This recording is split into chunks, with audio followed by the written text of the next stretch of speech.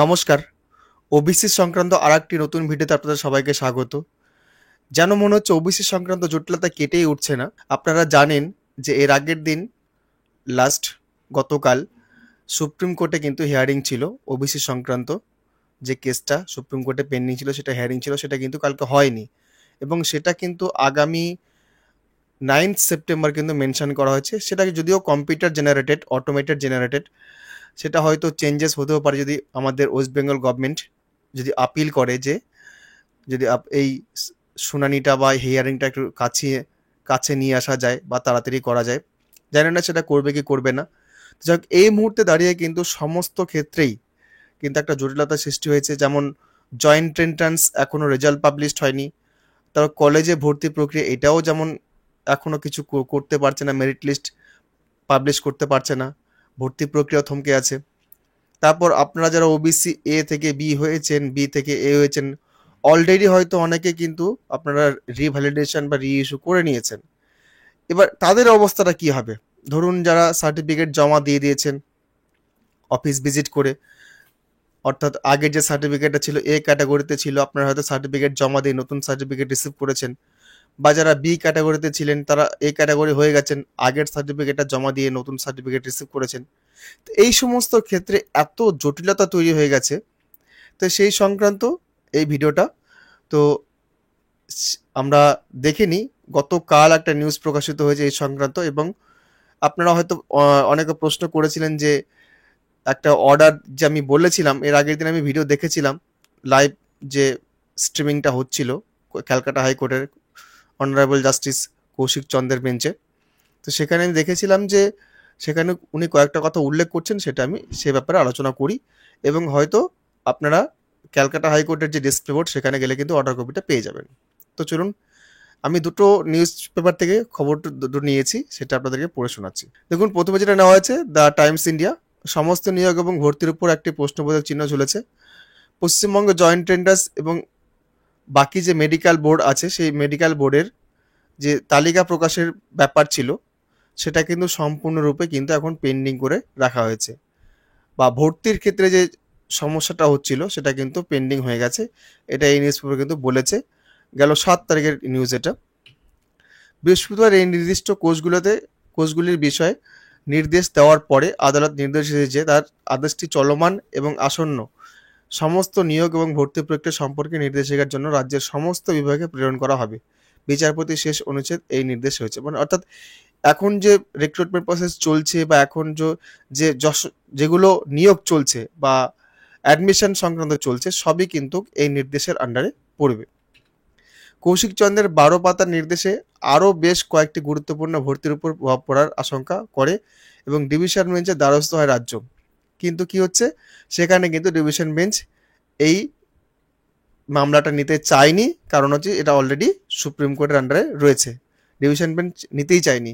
অর্থাৎ তারপর কি আছে, হাইকোর্টের নির্দেশে ডব্লিউবিজেই কে 15 দিনের মধ্যে পুনর্বিন্যাস ও প্রকাশ করতে বলা হয়েছে। সংস্থাটিকে 2010 সালে আগের পশ্চিমবঙ্গ অনগ্রসর শ্রেণী বিভাগ দ্বারা স্বীকৃত 66টি ওবিসি বিভাগের জন্য 7% সংরক্ষণের বিষয়টি বিবেচনা করার নির্দেশ দেওয়া হয়েছে। এটা কিন্তু আমাদের অনারেবল জাস্টিস কৌশিক চন্দ্রের নির্দেশ, কিন্তু এটা যেটা 7 তারিখে পাবলিশ করা হয়েছিল। আপনারা ডিসপ্লে বোর্ড দেখে নেবেন, সেখানে কিন্তু জাজমেন্ট লেটারটা পেয়ে যাবেন। বিচারপতি চন্দ্র বিস্ময় প্রকাশ করে বলেন যে চলতি বছরের 10 জুন থেকে কার্যকর হওয়া নতুন সংরক্ষণ নীতি কিভাবে 27 এপ্রিলের পরীক্ষার জন্য বিবেচনা করা যেতে পারে।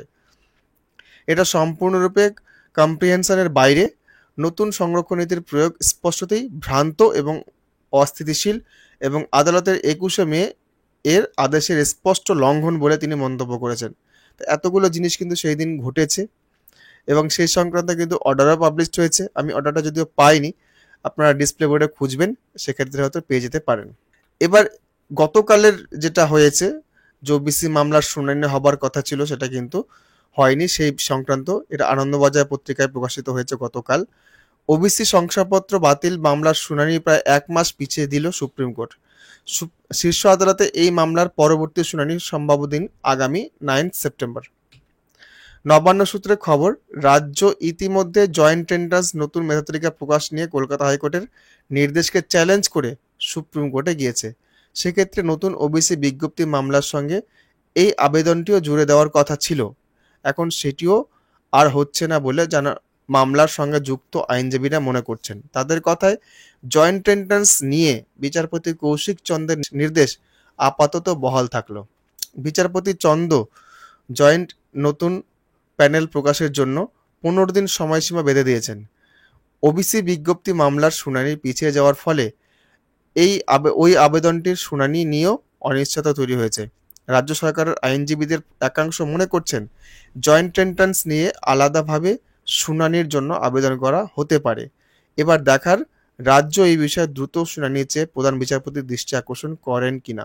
আমি এর আগেই বললাম, রাজ্য যদি চায় এটা কিন্তু আপিল করতে পারে যে এই শুনানিটা যেন এগিয়ে নিয়ে আসা হয় এবং তার সুরাহা যেন খুব তাড়াতাড়ি করেন। যেমন আমাদের যে সুপ্রিম কোর্টে যে ওবিসি সংক্রান্ত মামলাটি রয়েছে চিফ জাস্টিসের আন্ডারে, তো সেক্ষেত্রে হয়তো রিকোয়েস্ট করার পরে কিন্তু সেটা এগিয়েও আনা যেতে পারে যদি রাজ্য মনে করে। হয়তো সেটা করবে না রাজ্য সরকার, করলে পরে হয়তো আমাদের যে জটিলতা কিন্তু অনেকটাই কেটে উঠতে পারে যদি সুরাহা কিছু হয়। এর মাঝে আবার গত বৃহস্পতিবার রাজ্য জয়েন্ট এন্ট্রান্স বোর্ডের ফল প্রকাশ হওয়ার কথা ছিল, কিন্তু ওবিসি সংক্রান্ত জটিলতার জেরে সেই ফল প্রকাশও আপাতত পেন্ডিংয়ে থেকে যাচ্ছে বিষবাও জলে, যার জেরে অনিশ্চয়তার মুখে পড়ছে লক্ষ লক্ষ ছাত্রছাত্রীর ভবিষ্যৎ। গত বৃহস্পতিবার হাইকোর্টের বিচারপতি কৌশিক চন্দ্রের বেঞ্চ জয়েন্টের মেধা তালিকা বাতিল করার নির্দেশ দেন। নতুন করে মেধা তালিকা প্রকাশ করার জন্য বলা হয় জয়েন্ট এন্ট্রান্স বোর্ডকে। আদালতের নির্দেশে অন্যান্য অনগ্রসর শ্রেণী পড়ুয়াদের জন্য পূর্বের মতো 7% সংরক্ষণ বরাদ্দ থাকবে। তাছাড়া নতুন ওবিসি তালিকা মেনে মেধা তালিকা প্রকাশ করা যাবে না। তালিকা প্রকাশ করলে তা করতে হবে পুরনো বিধি মেনে, অর্থাৎ 2010 সালের আগের 66টি ওবিসি সম্প্রদায়ের তালিকার ভিত্তিতেই নতুন মেধা তালিকা তৈরি করতে হবে। হাইকোর্টের এই নির্দেশকে চ্যালেঞ্জ করে সুপ্রিম কোর্টে যাওয়ার সিদ্ধান্ত নিয়েছিল রাজ্য সরকার। আমি যে লিস্টটা আপনাদের এর আগের ভিডিওতে পাবলিশ করেছিলাম বা দিয়েছিলাম, যেটা এনএবিসি পোর্টালে বহুদিন ধরেই কিন্তু ছিল, কিন্তু পোর্টালটা বন্ধ ছিল, ডাউনলোড করা যাচ্ছিল না। আমি সেই লিস্টটি কিন্তু আপনাদের হাতে তুলে দিয়েছি বা আপনাদের কাছে লিঙ্ক আকারে দিয়েছি। আপনাদের যারা ওই লিস্টের আন্ডারে পড়ছেন তাদেরই কিন্তু রিভ্যালিডেশন করতে হবে। আগের ভিডিওতে সেটা বলেছি।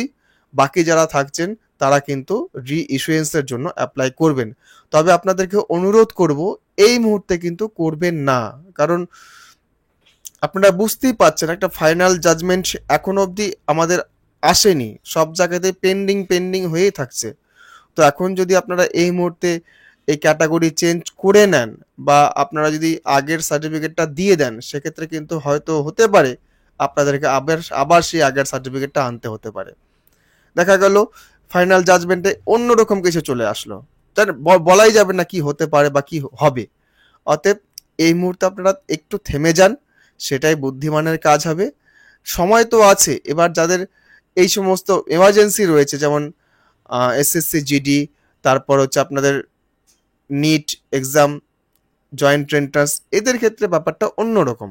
তারা কিন্তু এমার্জেন্সি বেসে সেটা করতে পারে, তাদের উপায় নেই। কিন্তু যাদের সময় আছে, যাদের হাতে সময় আছে এবং আপনারা পরে করলেও কোনো অসুবিধা হবে না, তো আপনারা থেমে যান, থেমে গিয়ে কিন্তু আবেদনটা করুন। সেটা যতটা শিথিল হবে ততটা কিন্তু আপনাদের উপযুক্ত আকারে আপনারা সেটা অ্যাপ্লাইটা করতে পারবেন। তো আপনারা বুঝতেই পাচ্ছেন পরিস্থিতিটা এখন বর্তমানে কি আছে।